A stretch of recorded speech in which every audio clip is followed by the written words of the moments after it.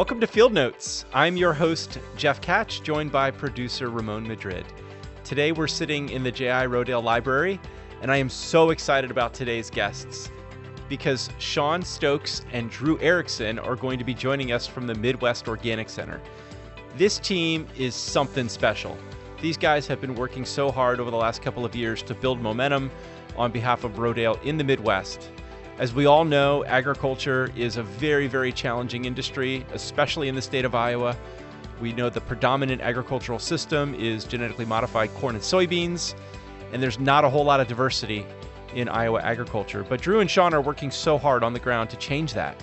They are on the leading edge of a new era in agriculture centered on regenerative organic farming, where we build more diverse cropping systems, reintroduce livestock into the rotation, and we bring other innovative approaches to how we are going to farm for the future and also for human and planetary health. So stay tuned for today's conversation because Drew and Sean are up next. Welcome to the show, Drew and Sean. Thank you. Thanks for having us. Oh man, we have so much ground to cover. I am really, really excited about this conversation, and I feel like this one is a little bit long overdue, mostly on my part. But the story of what you guys are doing out in the Midwest on behalf of Rodale is so compelling. And I really, really am excited for everyone across the organization to get to know you better today.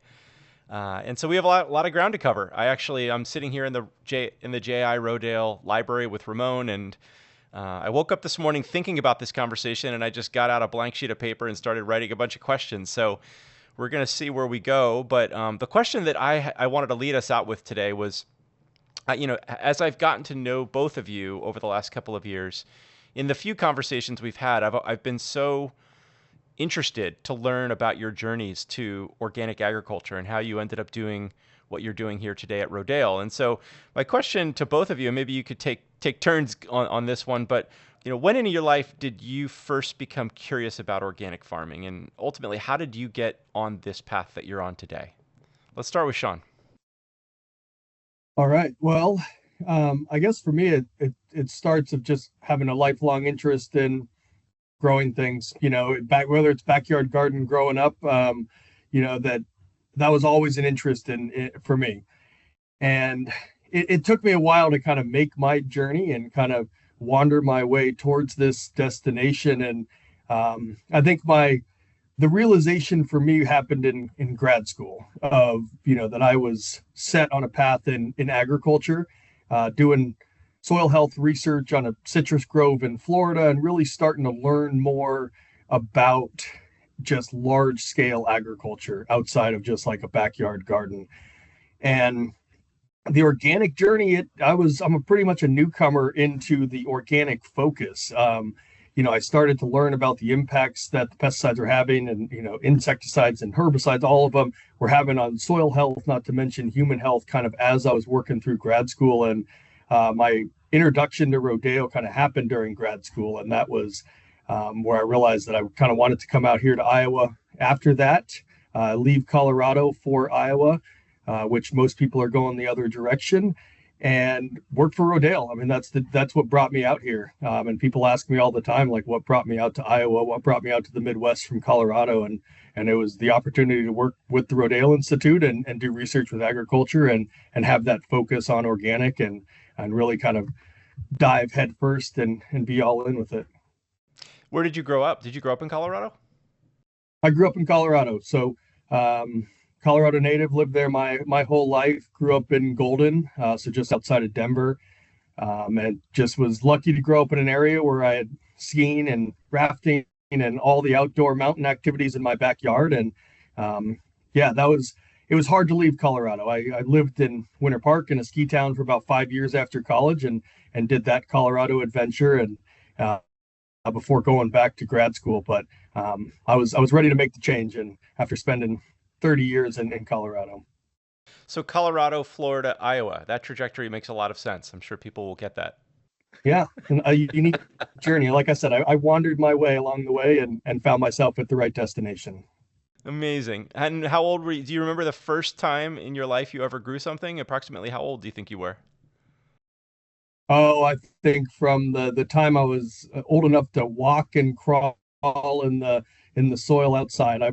My earliest memories are being outside, helping my mom in the garden and planting things. And it's whenever I had the opportunity to have even just the smallest little plot or pot just to grow something on a deck, I was always taking advantage of it. And now I'm able to work on a 30-acre research farm and some of the best agricultural land in the world. So I feel very lucky to be here.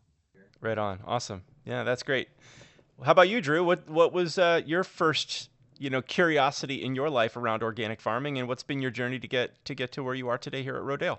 Yeah, so similar in that my path led through Colorado. So I started after college working for the U.S. Forest Service, which is actually part of the U.S. Department of Agriculture. So just growing trees on a massive scale. I was on a trail crew, so my goal was to just be outside, being in the forests, having fun.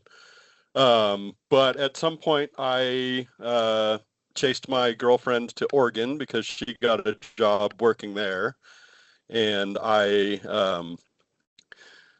got a job working for a parks department and just doing landscape maintenance. But I couldn't figure out why all my coworkers were spraying so many chemicals on these parks that we were working in where kids were playing. So I refused to do it, and I got a lot of support from the leadership of that parks department, and they said, if you want to manage these parks organically, as long as you can keep them looking good, that's fine. Which then started conversations about soil health with some of the turf guys. And um, at some point, we had an opportunity to move to California to work on my family's farm, and that farm was already certified organic.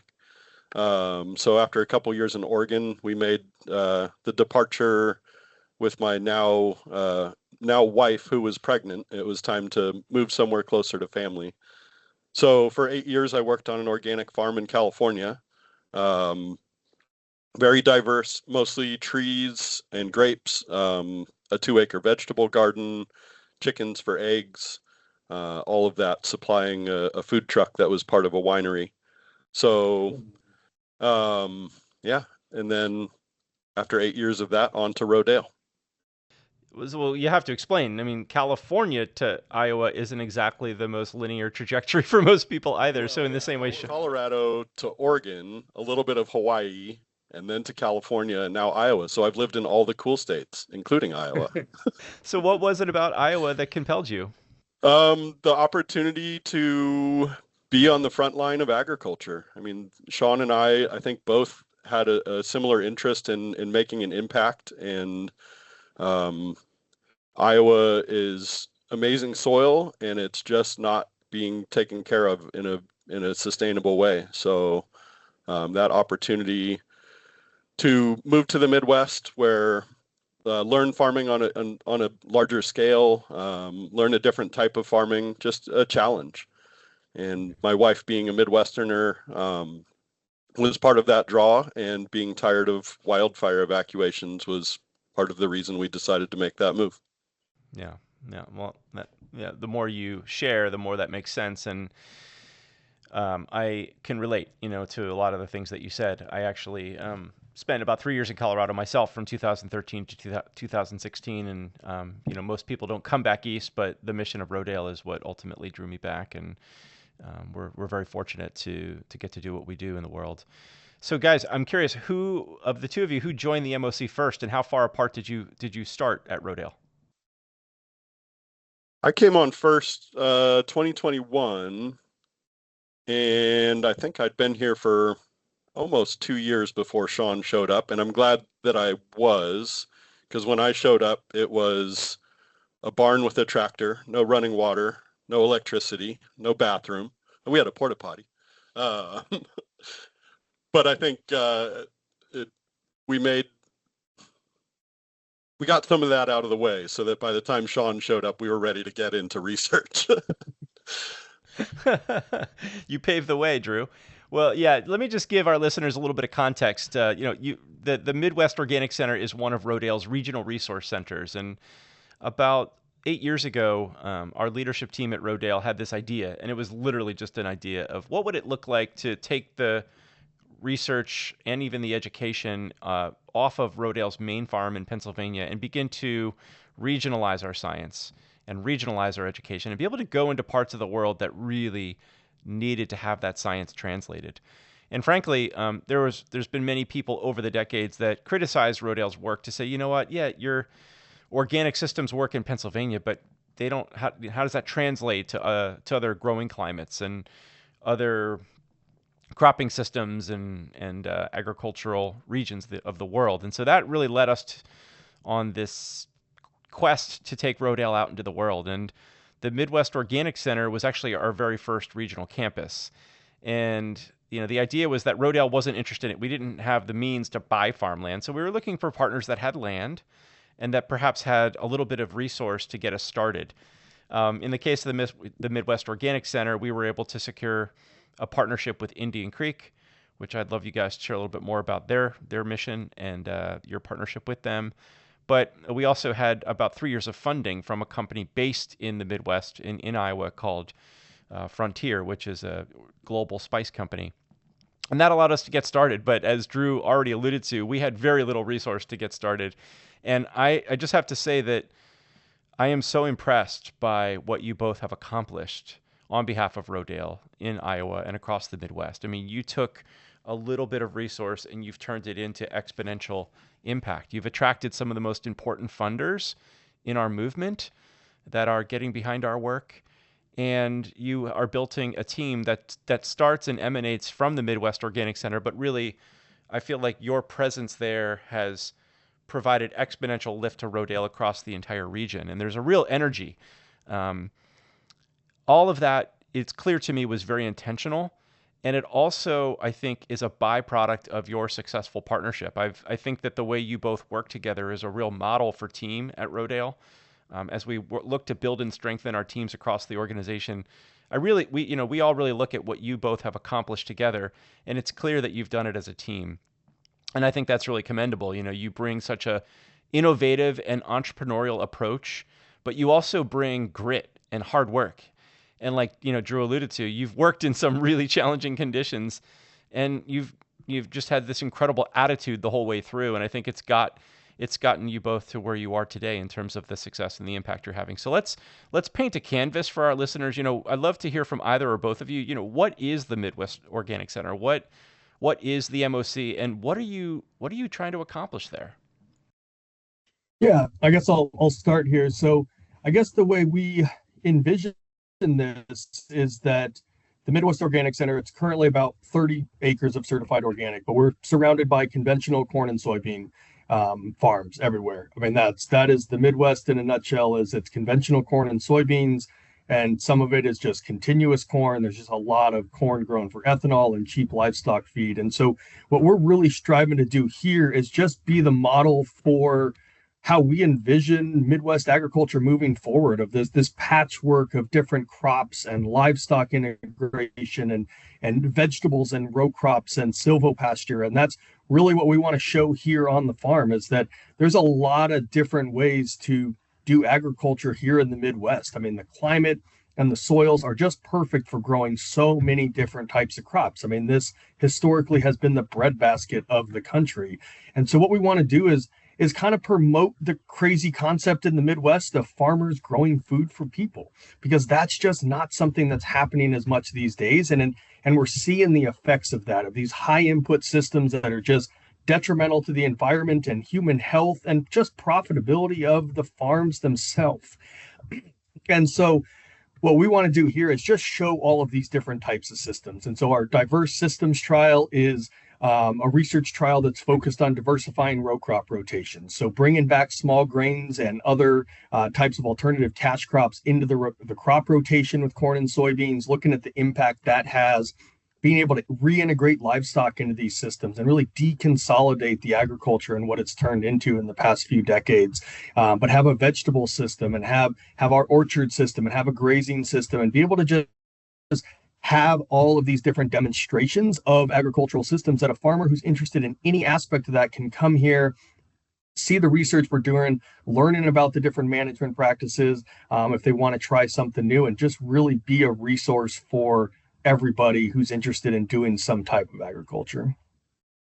What are you guys learning through your research? What, both anecdotally as well as what's the data showing us?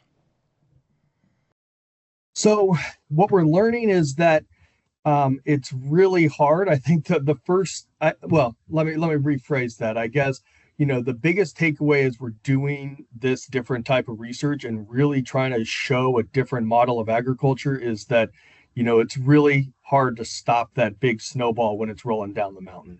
There is a lot of momentum with the current system and there's a lot of obstacles in the way.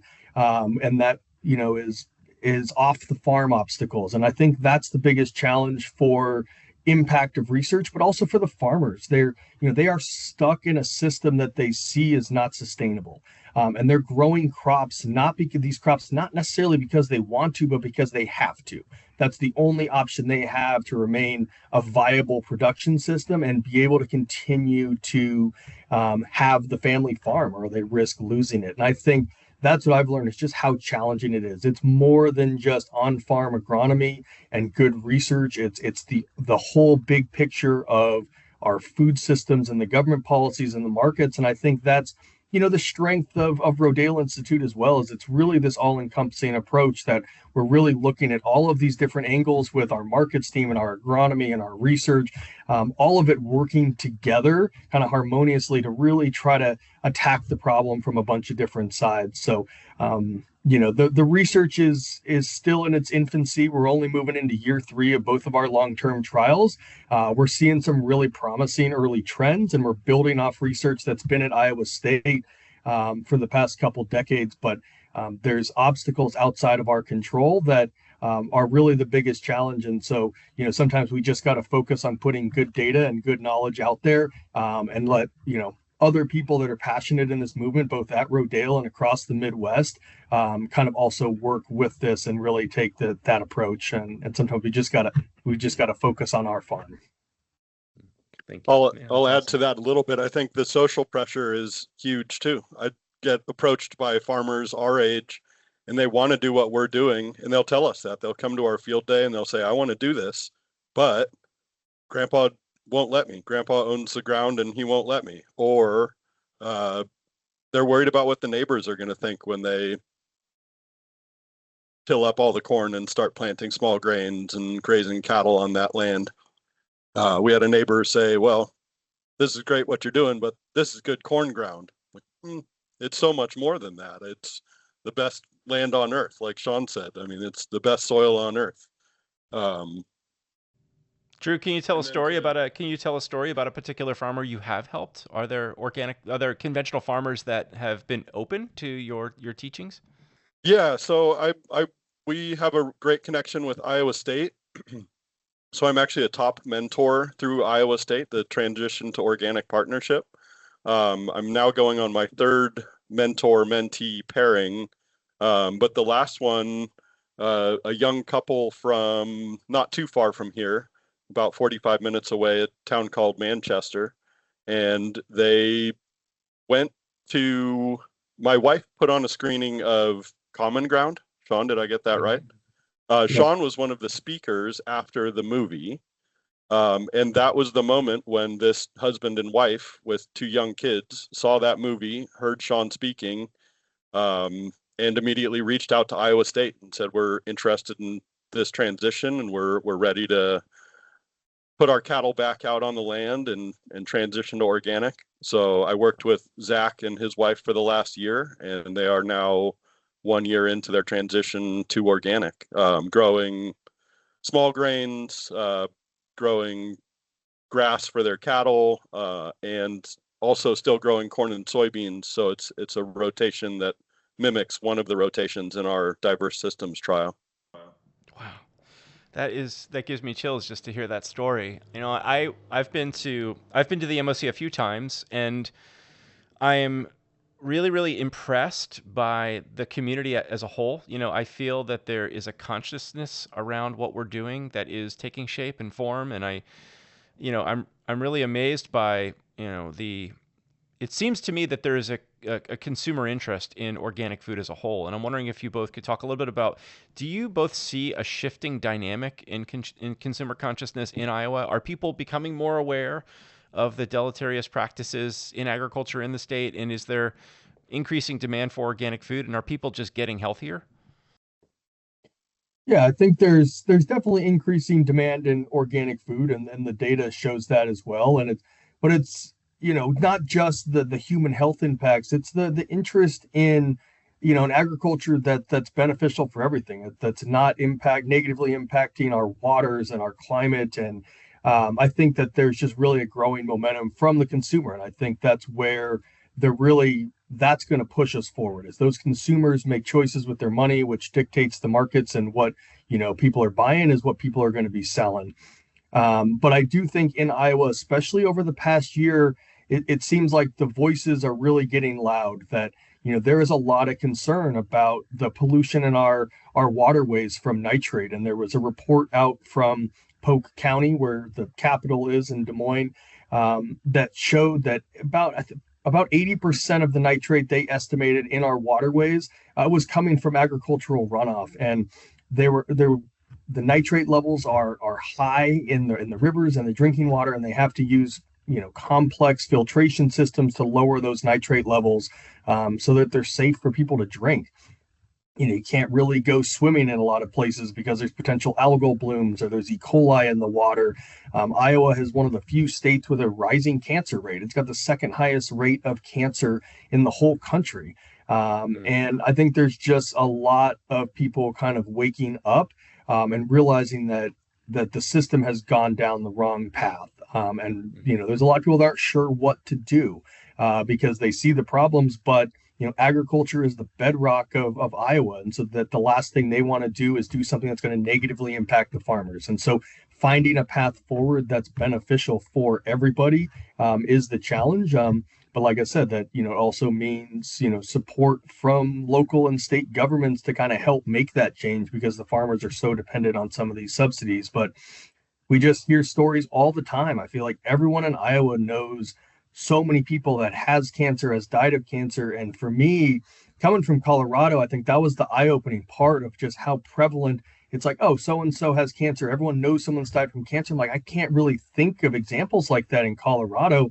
I want to be able to go swim in clean water, and I took that for granted growing up in the Rocky Mountains. And you come out here, and it's like, oh, that algae and that stinky water is normal. Just go swimming in it. And so I think what people consider normal here, I it's just kind of sad that it's gotten to that point. Like, things could be so much better, and then there's problems that are kind of causing that.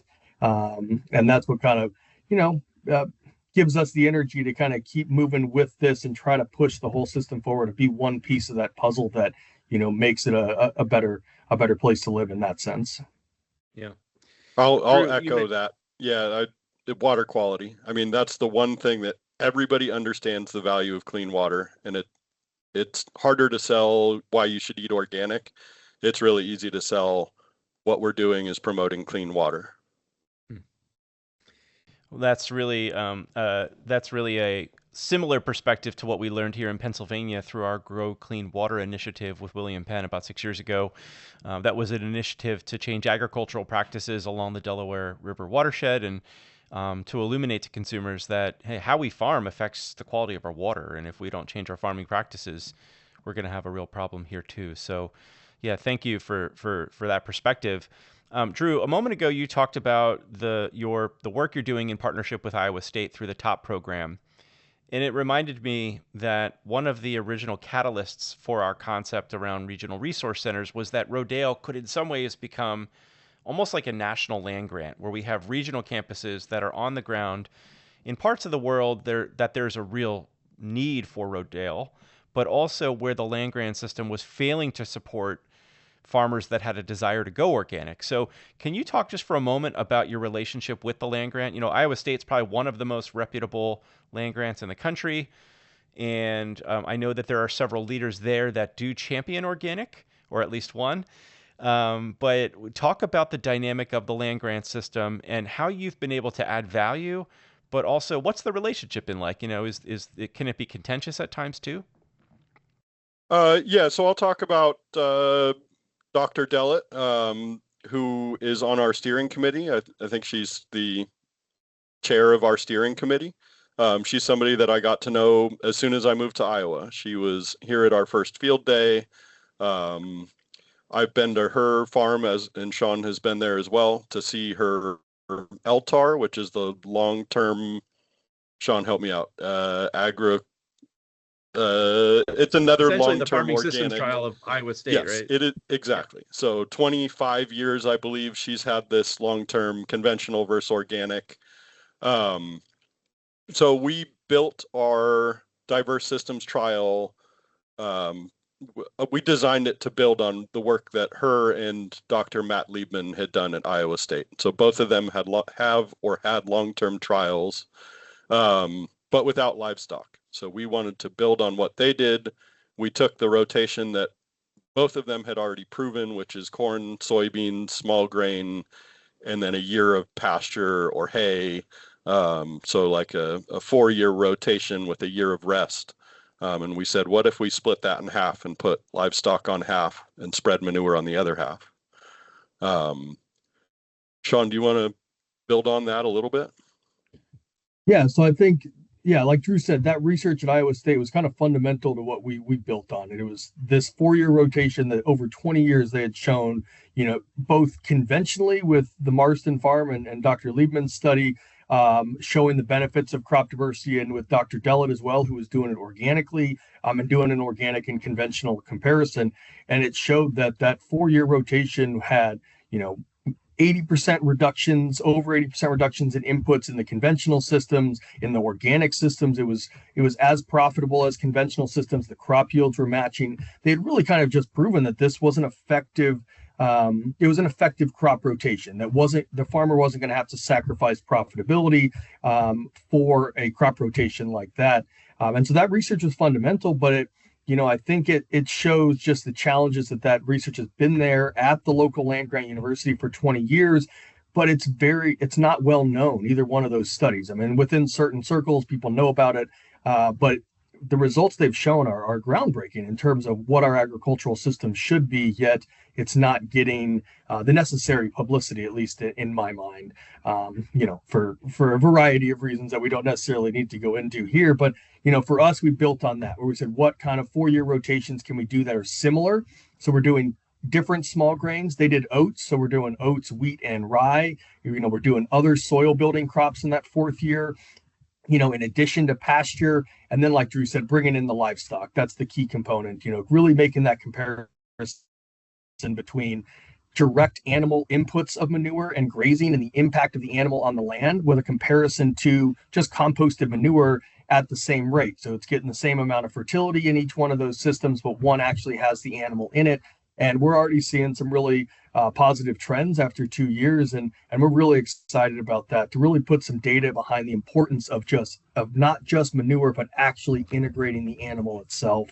And so, the Iowa State has a lot of great professors that they're there that are doing great work with agronomy. But, at a lot of these land grant universities across the country, there's a lot of money coming in from, the Monsantos of the world and some of the big ag industries that really want to get that money into the research. And so there is a heavy focus on kind of keeping the status quo and finding ways to kind of, continue down that path of, and, what we're really seeing is that the whole system needs to change. The foundation of the house is crumbling. We shouldn't try to repair the house when the foundation is unstable. And really, the approach we're trying to promote, and that some of these professors at Iowa State have been talking about, is that we need a brand new house. We need to rebuild that foundation and build from the ground up, because the current system is collapsing, and the writing's on the wall. And it's just a matter of time before we see worse outcomes. Well, no doubt you guys are on the leading edge of that new house that's being built. I think that you're building it, and the work that you're doing is really just getting started, and is going to be vitally important over the next decade and beyond, as agriculture across the nation transforms. As we come to a close here, I'd love to, Drew, if you wouldn't mind, can you just paint a picture of the broader team, the broader Rodale team working in conjunction with the MOC, the consulting network across the region? And can you talk a little bit about how that's structured and who those team members are, and then how do you guys interface with them, and how does it all work? Sure. Well, I'll start with Nathan, who's our technician, and Sean and I would not be Drew and Sean without Nathan. So I think he quietly goes about his business in such a professional way. He's our only Midwesterner on the crew here, and has that excellent Midwestern work ethic. So I'm going to start with thank you, Nathan. I hope he listens to this podcast. But then we've got our consulting network as well with Ben, Scott, Dave Campbell, and Nick up in Minnesota. So we work very closely with them. Every conference we go to, we're there with the consultants, supporting what each other do. We have monthly meetings with them to share ideas about how we can fine tune our trials. What are they hearing from farmers? Is our trial meaningful? And they also like to come by and just help out. So Ben came out last year and helped run the combine through beans. Dave Campbell came and did all the corn for us last year. So that's a great opportunity for me to just sit in the passenger seat and talk to these consultants, sometimes for hours, not just about farming, but life. So, yeah. I was just going to echo that and kind of add on to that. And I think, Jeff, you referenced it earlier on talking about Drew and I's partnership, but I think it speaks to kind of the bigger partnership of, what really makes the Rodale Institute, such a shining star is the fact that, we have these collaborations in these different departments. So it's not just about research that scientists are thinking is like, oh, this is a great idea, I want to try this, but it's research that is relevant to farmers. Like there's a ton of stuff that we could research that a farmer is not going to necessarily be able to implement on their farm. And so that's the partnership that Drew and I have, is this, farm ops and research have to work hand in hand across the Institute, because, if we can't implement it in the field, our research is meaningless. But then it speaks to the consultants and the education teams at Rodale that, the research needs to get out there. It's not just about scientists publishing in scientific journals. It's about scientists having their research shared, through everybody, people who aren't reading scientific journals and taking it to conferences, taking it on farm with the consultants. And that's something that, we're really passionate about out here in the Midwest. And I think is a, model that Rodale is doing across the country, of everybody working together to kind of, get this message out here. We have, a markets coordinator, we've got agronomy consultants, that everybody's working together, kind of, hand in hand and, stride for stride, kind of promoting the same thing and getting it out into as many spheres as we can to really kind of promote that education. And that's the strength of Rodale, is it's not just research that's being done in a silo. It's not any of that mentality. It's what is relevant, what is going to help the farmers. And as much as we're a research organization, we're, a farmer advocacy organization. And I think that's our mindset for it, is kind of everybody working together. And the whole Midwest team talks all the time. And I think that's where we can really amplify our message by doing that. And it's something that, really represents the best of what Rodale does across the country.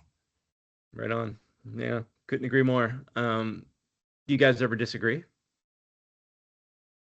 Yeah, but I'm always right. Yeah. I listened to a book recently about Lewis and Clark, and they are very rare in that it was their partnership was very collaborative. Sean and I, our offices are on the other side of an office trailer, and we meet 3 times a day, sometimes more than that, to just constantly bounce ideas. And yeah, we disagree, but we do it lightheartedly, and we check our egos at the door, and we can both see that the mission is greater than either of us. People don't come here to our field day for Drew or Sean. They come for Rodale Institute.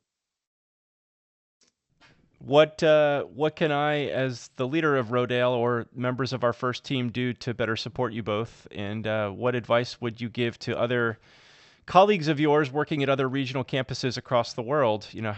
What advice would you give them, and how can we support you?